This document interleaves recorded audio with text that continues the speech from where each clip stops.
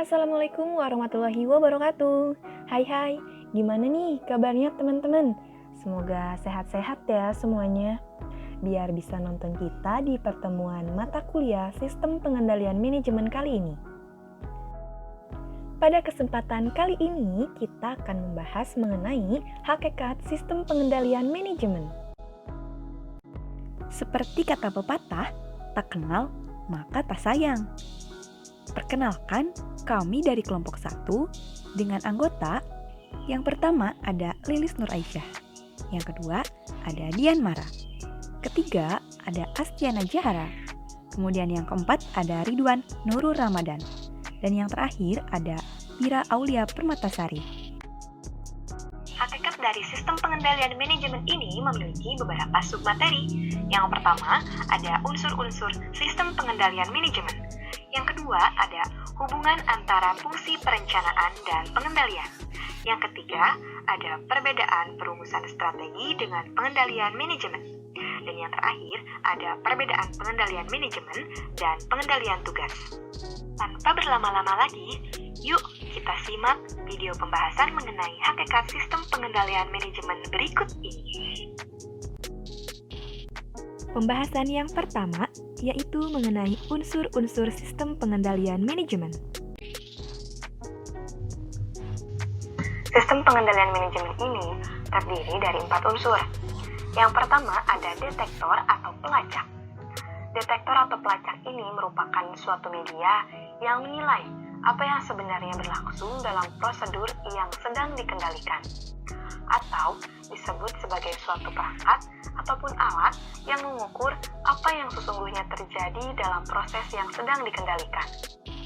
Yang kedua, ada asesor atau penilai.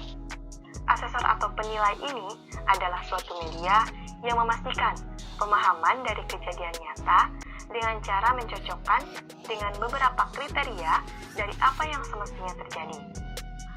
Atau bisa disebut sebagai suatu perangkat yang menentukan signifikansi atau kesesuaian dari peristiwa aktual dengan cara membandingkannya dengan beberapa standar atau ekspektasi dari apa yang seharusnya terjadi. Yang ketiga ada efektor atau umpan balik. Efektor atau umpan balik ini merupakan suatu perangkat yang mengubah perilaku jika asesor mengindikasikan kebutuhan untuk melakukan hal tersebut. Atau umpan balik ini juga bisa disebut sebagai suatu media yang mengganti sikap apabila pelacak menunjukkan keinginan untuk menjalankan keadaan tersebut. Yang terakhir ada communication network atau jaringan komunikasi. Jaringan komunikasi yang dimaksudkan di sini adalah suatu perangkat jaringan yang bisa untuk meneruskan informasi antara detektor dengan asesor maupun asesor dengan efektor. Jaringan komunikasi ini merupakan suatu media yang melangsungkan informasi baik secara langsung maupun tidak langsung. Lalu, bagaimana sih sebenarnya proses dari detektor sampai ke efektor ini berlangsung? Nah, proses ini diawali dari detektor saat mencari informasi tentang suatu bentuk kegiatan. Detektor dapat berupa sistem informasi, baik informasi formal maupun non-formal. Untuk selanjutnya dijelaskan kepada pimpinan tentang apa yang terjadi dalam suatu kegiatan. Setelah informasi berhasil didapatkan, maka kegiatan yang ada di dalamnya akan dibandingkan dengan standar yang telah ditetapkan, lalu kemudian dievaluasi. Nah, proses perbaikan ini akan dilakukan secara efektif, sehingga segala bentuk penyimpangan bisa diubah agar kemudian mampu mengikuti berbagai kriteria yang telah ditetapkan.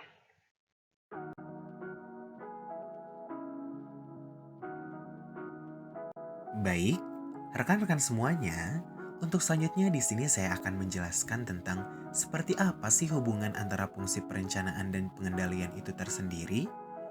Nah, perencanaan atau yang sering disebut dengan planning dan pengendalian atau yang sering disebut dengan controlling adalah dua fungsi yang berbeda dalam manajemen. Namun, keduanya memiliki keterkaitan yang sangat erat.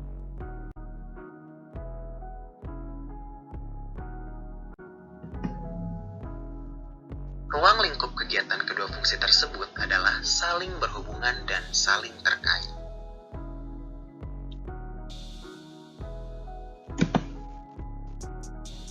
Perencanaan, atau yang disebut juga dengan planning, merupakan salah satu fungsi manajemen di mana menetapkan sasaran dan tujuan untuk organisasinya.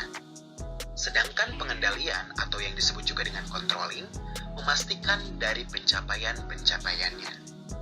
Tanpa perencanaan, kegiatan pengendalian menjadi tidak berdasar. Sedangkan tanpa pengendalian, perencanaan menjadi kegiatan yang tidak berarti.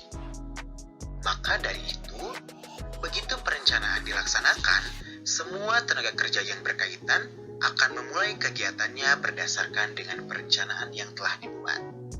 Namun, saat melaksanakan kegiatan-kegiatan yang direncanakan tersebut, mungkin bisa jadi nih perusahaan mengalami masalah-masalah yang harus dipecahkan oleh manajer-manajer. Atau mungkin juga masalah yang terjadi tersebut tidak diketahui atau tidak didasari sama sekali oleh para manajer, sehingga tidak ada yang dapat menyelesaikannya. Kemudian timbul pertanyaan, mengapa sih harus ada pengendalian setelah pelaksanaan perencanaan? Nah, di sini saya akan menjelaskan sedikit nih, kenapa sih alasannya pengendalian harus ada setelah pelaksanaan perencanaan? Nah, masalah yang tidak diketahui atau tidak didasari oleh para manajer-manajer dapat menjadi masalah besar dan mempengaruhi proses perencanaan secara keseluruhan. Sehingga semua sumber daya seperti tenaga kerja, informasi dan finansial yang digunakan untuk melakukan perencanaan akan menjadi sia-sia. Selain itu, proses produksi pun akan menjadi terganggu.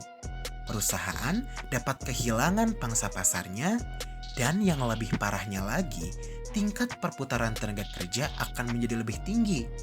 Biaya produksi akan menjadi lebih besar, dan akan terjadi kerugian finansial bagi perusahaan yang bersangkutan. Wah, ngeri ya. Nah, untuk itu, dalam mengatasi masalah tersebut dan untuk menyelamatkan perusahaan dari masalah-masalah ini, para manajer harus terus melakukan fungsi pengendalian atau pengawasan. Untuk apa? Hal ini untuk memastikan bahwa setiap kegiatan-kegiatan yang telah direncanakan benar-benar terrealisasi menjadi kenyataan. Nah, kemudian selalu ada nih tindak lanjut untuk memastikan kegiatan-kegiatan sudah sesuai dengan apa yang telah direncanakan. Artinya, kita harus berinvestasi nih dalam mengembangkan sistem untuk memanfaatkan dan memantau penyimpangan-penyimpangan dari rencana yang telah kita buat, dan ketika terjadi penyimpangan, maka harus ada penyesuaian dari pengambilan tindakan melalui perbaikan atau yang disebut dengan tindakan korektif. Selanjutnya, bagaimana implementasi perencanaan dan pengendalian? Perencanaan adalah fungsi manajerial yang pertama dari tindakan awal yang diikuti oleh pengorganisasian dan kepemimpinan sumber daya manusia atau sumber daya lainnya untuk menyelesaikan suatu pekerjaan. Sedangkan pengendalian atau controlling adalah fungsi manajerial terakhir yang memastikan bahwa tindakan yang dimulai tersebut benar-benar mampu mencapai tujuan organisasinya. Dengan kata lain, perencanaan memulai sebuah proses manajemen, sedangkan pengendalian menyelesaikannya. Fungsi kontrol atau pengendalian pada manajemen secara langsung berkaitan dengan perencanaan karena manajer perlu memantau hasil untuk mencapai sasaran dan tujuan yang telah ditetapkan pada proses perencanaan. Selanjutnya, pengendalian akan memberikan umpan balik atau feedback ke perencanaan dengan menunjukkan penyimpangan yang terjadi terhadap kinerja yang telah direncanakan. Apabila terjadi penyimpangan, maka manajer harus dapat mengambil tindakan seperlunya atau bahkan harus merubah perencanaan untuk masa yang akan datang. Masa lalu atau masa yang sudah lewat tidak dapat dikendalikan karena sudah terjadi. namun dapat memandu untuk mencegah terjadinya kejadian yang tidak diinginkan di masa yang akan datang. Dengan demikian, masa lalu dapat membantu dan membuat rencana yang lebih baik untuk masa depan. Hubungan antara fungsi perencanaan dan pengendalian. Yang pertama, perencanaan mengidentifikasi tindakan, sedangkan pengendalian memastikan bahwa tindakan tersebut dilakukan. Yang kedua, sistem kontrol atau sistem pengendalian yang buruk akan mengagalkan perencanaan, sedangkan sistem kontrol atau pengendalian yang efektif akan memperkuat perencanaan. Yang ketiga, pengendalian memberikan informasi untuk perencanaan selanjutnya, serta membantu merevisi atau meninjau ulang perencanaan yang telah dibuat. Untuk materi selanjutnya, yakni mengenai perbedaan antara perumusan strategi dengan pengendalian manajemen. Perumusan strategi adalah proses pengambilan keputusan strategi baru, sedangkan pengendalian manajemen adalah proses pengimplementasian dari strategi tersebut. Perbedaan yang paling penting antara perumusan strategi dengan pengendalian manajemen adalah dilihat dari sudut pandang desain sistem. Perumusan strategi pada dasarnya tidak sistematis, sedangkan pengendalian manajemen bersifat sistematis. Yang kedua, dilihat dari sudut pandang analisis. Untuk perumusan strategi melibatkan penilaian dan angka yang digunakan dalam proses biasanya merupakan estimasi kasar, sedangkan pengendalian manajemen melibatkan serangkaian langkah yang terjadi dalam urutan yang dapat diprediksikan sesuai dengan jadwal tetap dan estimasi yang dapat diandalkan. Yang ketiga, dilihat dari individu yang terlibat dalam analisis. Untuk perumusan strategi itu hanya melibatkan sedikit orang penggagas, staf pusat, dan juga manajer senior, sedangkan pada pengendalian manajemen melibatkan manajer dan juga staf di setiap tingkatan dalam organisasi, atau manajer berinteraksi dengan manajer lainnya. Dan yang terakhir, dilihat dari sudut pandang lingkup. Untuk perumusan strategi itu berkaitan dengan perumusan strategi yang besar dan juga penting. Strategi menetapkan secara umum arah tujuan pergerakan organisasi. Sedangkan untuk pengendalian manajemen berkaitan dengan aktivitas para manajer yang didefinisikan secara luas dalam menentukan apa yang harus dilakukan dalam kendala strategis secara umum. Pada perumusan strategi, baik itu ancaman, kesempatan, dan juga gagasan baru tidak terjadi pada jangka waktu yang tetap, sehingga keputusan strategi mungkin dibuat pada saat kapanpun. Terlebih, analisis bagi usulan strategi berbeda dengan sifat strategi. Analisis strategi meliputi penilaian, dan nilai yang digunakan dalam proses biasanya estimasi secara kasar. Kebalikannya, untuk proses pengendalian manajemen itu meliputi serangkaian langkah yang terjadi dalam urutan yang dapat diprediksikan menurut banyak sedikitnya waktu yang tersedia, dan dengan estimasi yang dapat diandalkan. Di sini saya akan menjelaskan mengenai perbedaan pengendalian manajemen dan pengendalian tugas.